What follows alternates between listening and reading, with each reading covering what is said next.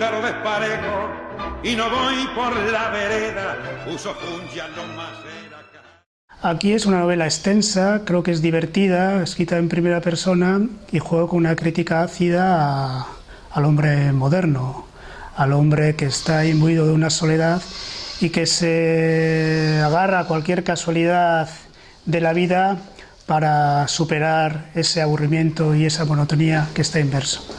Juego con el divertimento, juego con la reflexión, pero ante todo cuento una historia de principio a fin, donde hay muchas cosas. Hay muchas cosas, aparentemente aparecen unas, pero en el fondo yo creo que subyace una mirada crítica sobre el hombre moderno, ¿no? Me gustaría pensar que es un reflejo del hombre sin atributos, de primeros del siglo XXI, donde el azar y la casualidad lo va moldeando, pero va perdiendo muchas veces el sentido de su propia existencia. Un poco de paz, apenas había una historia más que un reflejo de un mundo interior y el desarrollo de una serie de sentimientos a través de una serie de diálogos.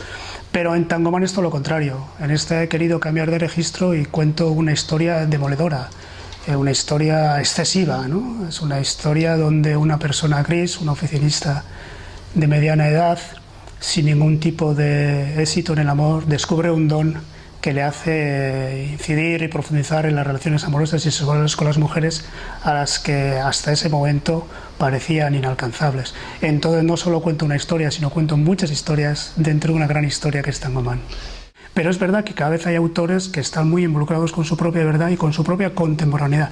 Quizá le faltan esos lectores que se aupen en el momento de la creación a esa contemporaneidad, pero los hay. Están hablando de temas sociales, están hablando del dinero, están hablando de las relaciones al extremo, de la soledad, etcétera, etcétera. También en la poesía están hablando la verdad, pero es verdad que muchas veces el lector, por lo que fuera, por una falta de educación o de tiempo, mira más al pasado, que siempre es más decimonónico, que al presente.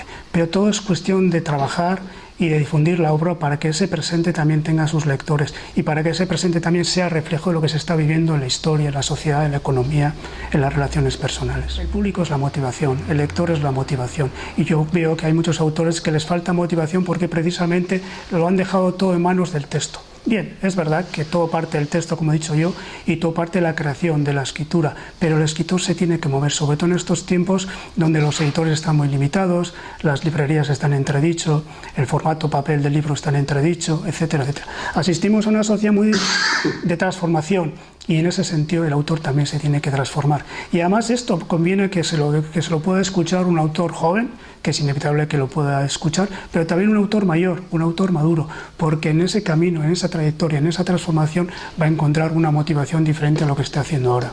Pero sí es verdad que el profesional que quiere sobrevivir y avanzar y difundir su proyecto necesita a los lectores, y los lectores están ahí para seducirlos. Lo que sucede es que mucha gente joven, por ejemplo, no se va a upar a este mundo, no va a llegar a este mundo si en un momento dado no lo seducen, y presupuestos tradicionales pues en un principio no son las orientaciones más adecuadas para llamar la atención o hipnotizar o seducir a este público joven que está ahí, además con ansias de conocer algo nuevo, y ese nuevo puede ser un discurso que muchas veces ya estaba, pero que necesita también su altavoz, necesita su proyección, necesita su difusión.